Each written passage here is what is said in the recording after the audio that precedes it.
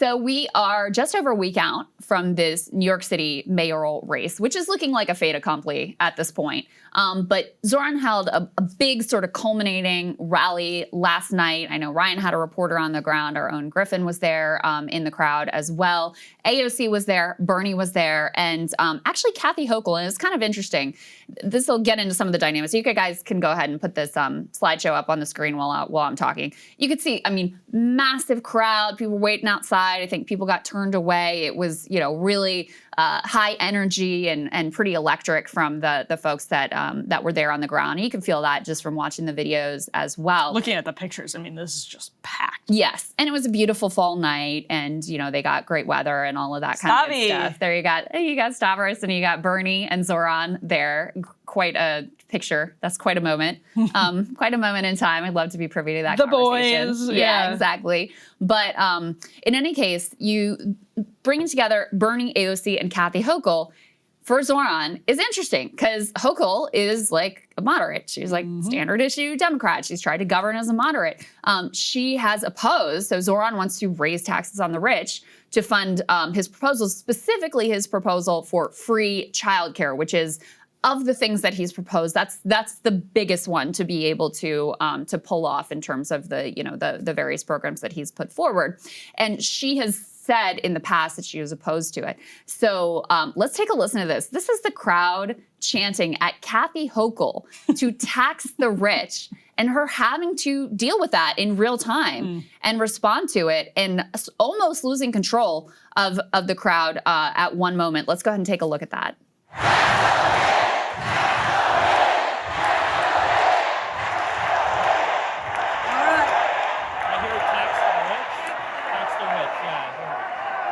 I can hear you.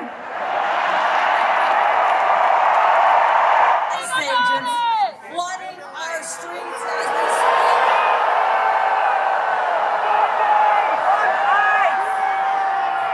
You have the power!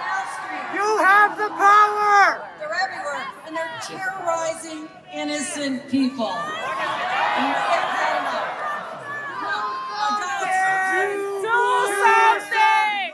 So they're yelling at her there, do something when she's talking about, you know, ISIS abuses of power, et cetera. And I think it's pretty significant shift for this moderate establishment Democrat to feel the heat from the, you know, I'm not even gonna say the left of the party because this man is the Democratic nominee. He won overwhelmingly. This is just the base of the party that is like, we are gonna hold you to account and we understand where you're falling short and we're gonna yell at you to your face even at this rally. At the very end, Zohran came out like a little bit early to, you know, get the crowd sort of back in line and put his arm around her and give her some support because she's there obviously to support him. But the fact that you have these figures all coming together now behind Zohran and him really kind of running the show and putting pressure on the sitting governor to back his policies is quite an extraordinary moment. Yeah, and I'm beating this dead horse, but it just does remind me so much of the years between like 2010 and 2015. Actually, there's almost something Trumpian about it when Ted Cruz was railing against Donald Trump and then, you know, 2 months later campaigning with a smile on his face next to Donald Trump. It has that feel to it. Or, you know, when everybody was raging against Sarah Palin and then Sarah Palin was the hottest ticket in the Republican Party. Like that was the best way to get an endorsement circa like 2012 was from Sarah Palin. And so you had all of the establishment figures sort of gritting their teeth and smiling in photo ops with the Sarah Palins or the Ted Cruzes at a certain point. So it has that feel to it. And it just reminds me of that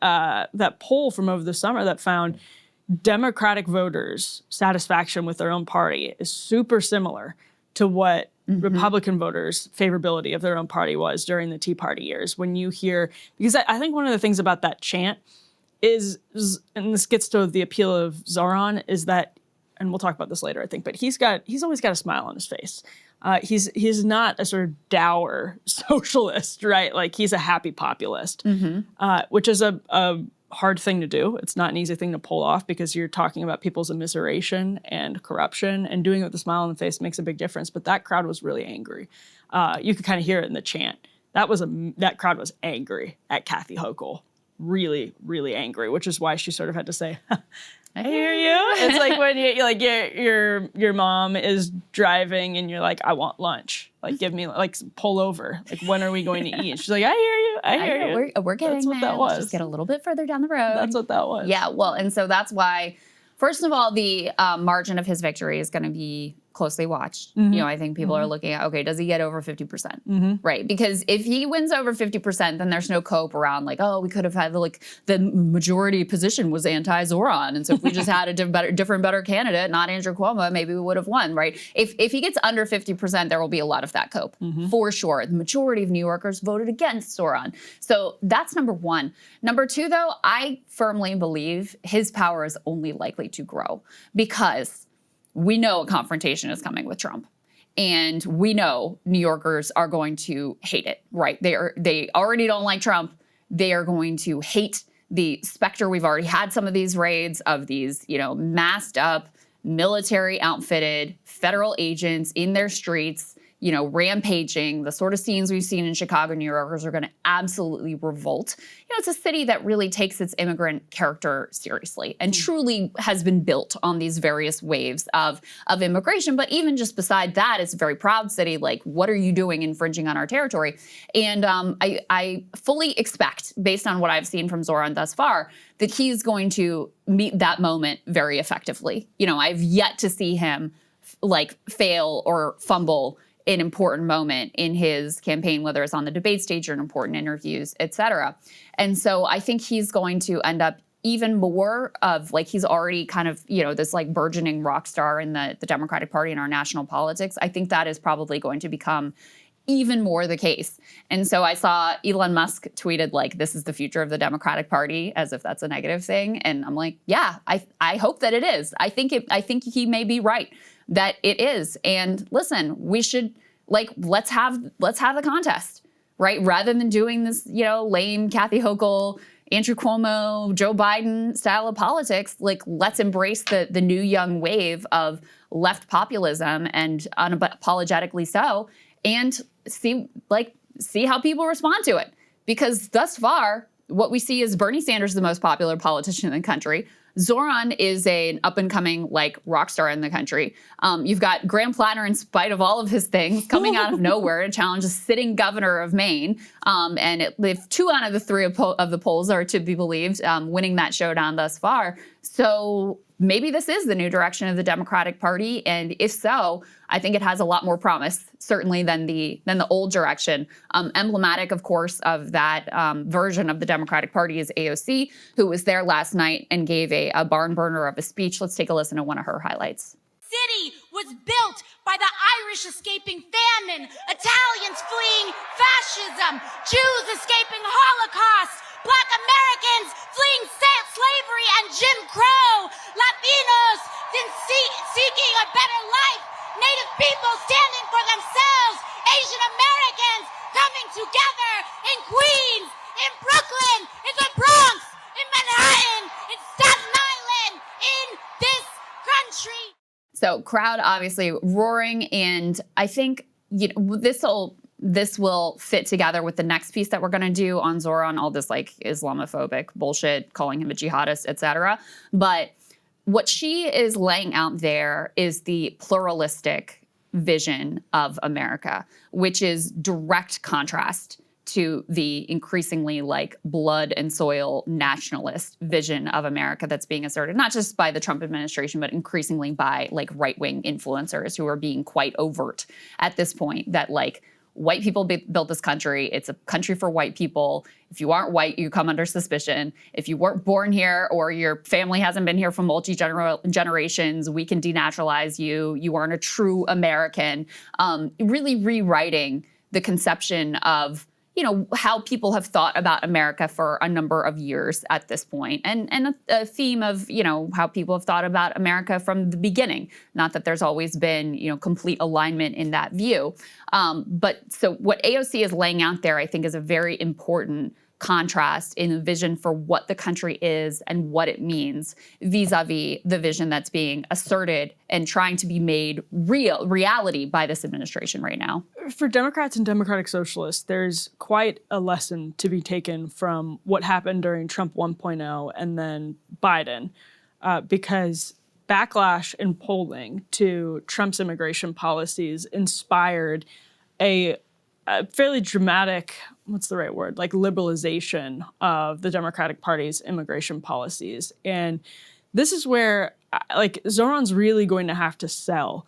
Because in New York City, there was a lot of backlash to the Biden immigration policies, which is why Eric Adams sort of changed his own tune on it. And the asylum policies, all of that, like the hotels, this was, there was significant backlash in New York City. And so that means if Zohran wants to, he's been talking about how he wants to make New York, or wants to keep New York as like a sort of prominent sanctuary city, as a great sanctuary city.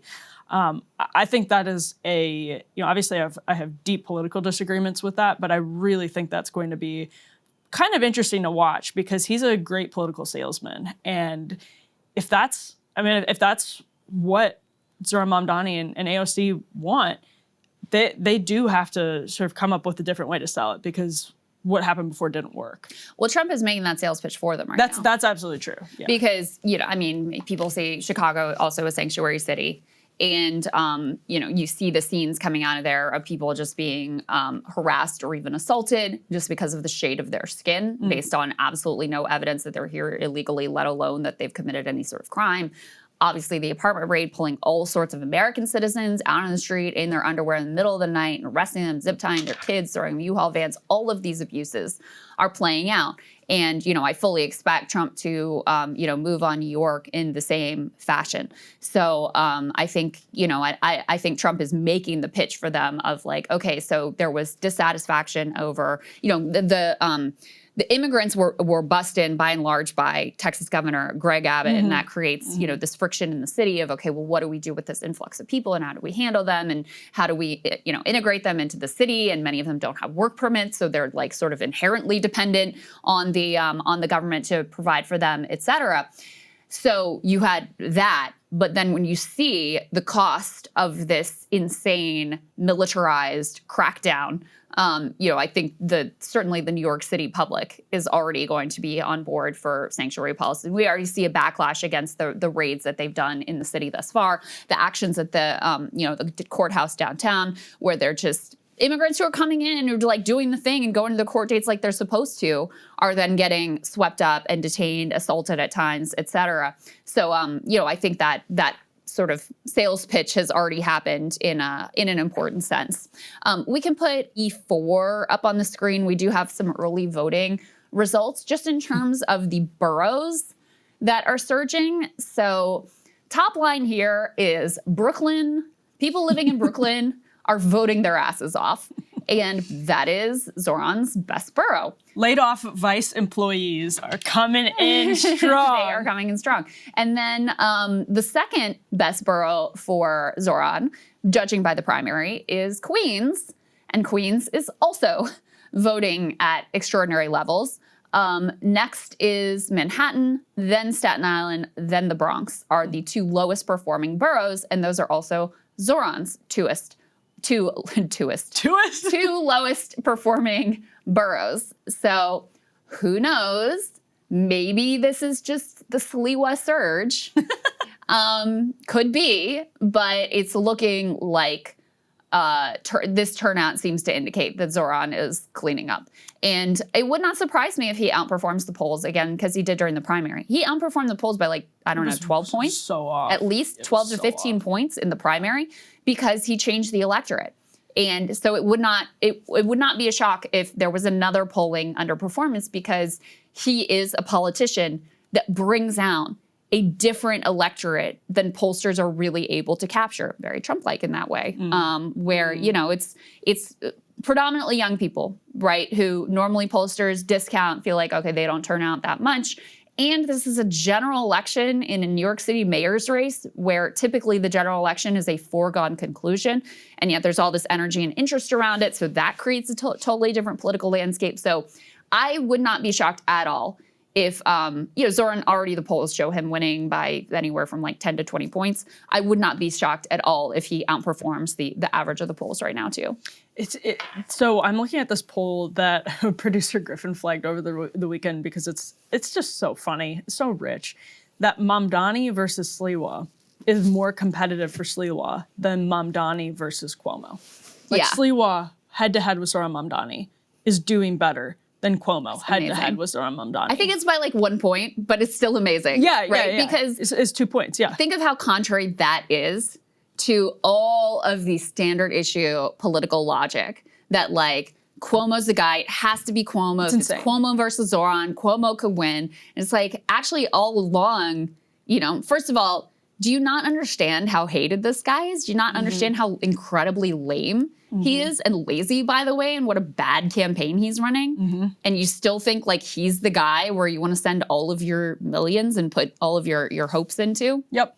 And he's at, so that poll actually had 8.5% of the electorate undecided, which is, that's a pretty significant chunk of the electorate if that poll is correct. Now, again, to Krystal's point, polling in New York City races can be really difficult. So we'll see where it ends up going, but that is, for Cuomo, I mean, the primary should have been enough to embarrass him out of politics, out of public life. Truly. Because of the situation that he put Democrats in by running and trying to consolidate all of the money and then losing to a 33-year-old Democratic Socialist state senator. And yet he persisted. Nevertheless, he persisted. Indeed. Hey, if you like that video, hit the like button or leave a comment below. It really helps get the show to more people. And if you'd like to get the full show ad-free and in your inbox every morning, you can sign up at breakingpoints.com. That's right. Get the full show, help support the future of independent media at breakingpoints.com.